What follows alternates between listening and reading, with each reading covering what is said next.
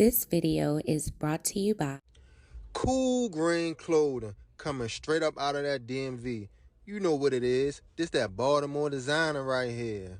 Come on now, come and show some love and show some support. Go online right now, coolgreenclothing.com, and make your purchase. Oh yeah, by the way, if you ain't cool and getting the green, you're in the way, and that's just basic. What's going on, YouTube, fam? This your boy Tony 2 times, and we back with another episode of the Baltimore Way, man. Before I start, be sure to tap that like button. Definitely watch this video to the end to hear the full story and all the details in the case. For the day one, fam, y'all already know it's all love. Thanks for tuning back into another episode. If you're new to the channel and you feeling the content, feel free to subscribe. Definitely hit that notification bell so you can be notified every time we drop a new video. Oh yeah, feel free to share the channel with your peoples. Everybody is welcome. Let's get right into the story. When you meet a person and the two of y'all are feeling each other, it can go a lot of different ways. Some people are more into casual dating, not going too deep into their personal life, keeping everything on the surface, just having fun. Others go with the flow, depending on the vibe. But some individuals get to a point in life they are looking towards the future, and anyone that steps to them and shows interest has to be on the same type of time they are on, whether that's marriage or a committed relationship. That's when real conversations start. Like, what's your career plans? Do you have kids? Have you ever been married? Are you settled in life? Beliefs? Things that seem like intrusive conversation to a young mind, but I would say for us 30 and up, those are the things that really matter if you decide to be with a person. We all should know, once you decide to make it official, you have now signed up to accept everything that comes with that person. Flaws, problems, and if they have kids, now you are a step parent. That's a role many individuals respectfully decline because they understand baby mother, baby father drama. Disciplining another person's child and all the boundaries and understanding that has to be in place for that to work. But others are up for the challenge. They might still believe in the old school way of life. It takes a village to raise a child. They have no ill intent or also have their own kids. So it's 50-50. You would think we are all adults and co-parenting or coming to a mutual understanding about the kids will come easy, since the main objective should be what's best for them. But when you have a parent and step parent at odds about a child, the situation could go left real fast. And on this episode of the Baltimore Way, we'll be discussing a case of a confrontation between a man and his son's stepfather that came to a fatal end. A few years back, Carl Anderson prided himself on being a stand-up guy. In tune with his community, Carl worked with at-risk youth with behavioral issues, helping keep them on the right path, as well as kids who were being bullied at school or mistreated at home, whether physically or otherwise. Carl played a part of a mentor/big brother role. Big on education, he studied social work at Morgan State University. As time went on, Carl also became big on fitness, becoming a personal trainer, and also dug deeper into his roots and spiritual side of life.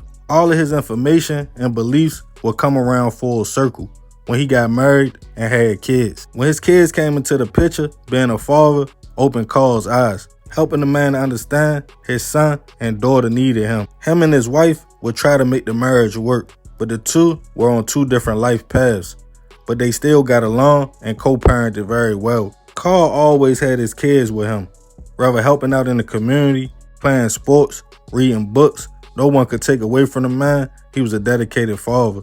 Fast forward a few years later, Carl's ex-wife, who we will call Shelly for the sake of the story, had met someone else, an established man in his early 40s named Bernard Richardson. Bernard, just like Carl, was big on family, education, and believed every child needed a village. Bernard had 2 kids himself from previous relationships, but they were a little bit older. As the man took pride in his son being a college man, his daughter doing good, getting good grades, and going to driving school. Bernard was big into drawing and was a gifted artist and was planning to go back to school to be a web developer. When Carl and Bernard met, the 2 men actually got along fine. With a lot of the same principles and morals, it was a mutual respect for each other. This made Shelly happy, and the couple decided to make that big step and jump the brim in August of 2020. Carl seemed happy for her, and even more happy, his kids now had a stepfather that would help guide them in the right way. Bernard let all the kids, his and Shelly's, know it was a bright future in coding and suggested they all go to college so they could have solid careers. The new couple would often go on trips, and Carl would have his kids. And when they returned, he visited the house, had dinner, adult conversations, just making sure everybody was on the same page. To the point, some relatives called them a blended family. But somewhere in the mix, lines got blurred between Shelly, Bernard, and Carl about disciplining their son, in which Bernard felt like was fair discipline. Carl felt it was borderline abuse and mistreatment of his son. The relationship between the two men started to get shaky, and what once seemed like a fairy tale, a blended family who all were on the same page, became drama.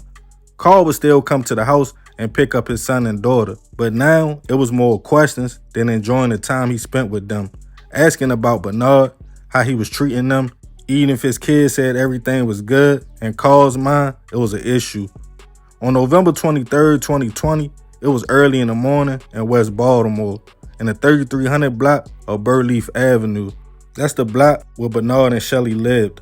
When Carl came to the house to confront Bernard about the alleged mistreatment of his son, Bernard came outside to the steps, and the two chopped it up like men at first. Bernard explained he loved Carl's son like he was his own. He had been nothing but good to him, in addition to being a father figure. But Carl wasn't trying to hear all that, and the man became aggressive. As Bernard saw the situation escalating, he attempted to walk back up the steps to the house, but Carl pulled out a blade and stabbed the man multiple times from behind before fleeing the scene. As witnesses saw Bernard laying on the ground, they called BPD, who responded to the home around about 7:45 a.m. to find Bernard cut multiple times. He was rushed to a local hospital, but unfortunately, he wouldn't survive his injuries. Family and friends already knew who did it, and the whole situation was captured on Ring video. As police put out a warrant for Carl, it wouldn't take long to locate the man. He was arrested a few hours later on Liberty Heights Avenue. Carl was charged with first and second degree murder, manslaughter, first degree assault, and assault with a deadly weapon. Carl, Shelly, and Bernard's relationship was at first so solid, neighbors told police it was a family dispute between relatives, not even realizing the two men were not related at all. As family and friends mourned Bernard, they all stated he was a man about peace. He wouldn't hurt a child, and he was reasonable. They all felt Carl was getting jealous of his son's stepfather. As the case started making its way to trial, Bernard's family and Carl's family both sat in the courtroom. Carl's people testified on his behalf, stating he was a great father, man of the community, and didn't want things to go this way. Members of Bernard's family stated they were heartbroken. They all still had a relationship with Carl's kids, and they couldn't believe he shattered the blended family. They stated he gave his own son PTSD for his actions, watching his stepfather lose his life. Shelly spoke out about how Bernard, who family and friends called Shala, was a good role model. She stated her late husband was a quiet, peaceful family man, and stated Carl was evil and a menace to society. Finally, Carl spoke out on his own behalf, stating the blended family was cool, but his main concern was being a father and the welfare of his son. He told the judge taking Bernard's life wasn't in his plans that day.